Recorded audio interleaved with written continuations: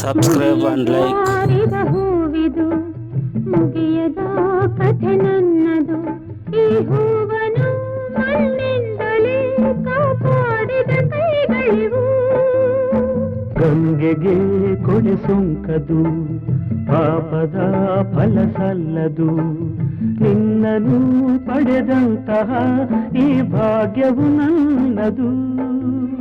ಪೂರ್ವದ ಪುಣ್ಯವು, ಜನ್ಮದ ಬಂಧವು. ನಾನು ನೀನು ನೀನು ನಾನು ಒಂದೇ ಎಂದೆಂದಿಗೂ. ಕಂಗಳು ಒಂದನೆ ಹೇಳಿದೆ, ಹೃದಯವು ತುಂಬಿ ಹಾಡಿದೆ. ಆಡದೆ ಉಳಿದಿಹ ಮಾತು ನೂರಿದೆ.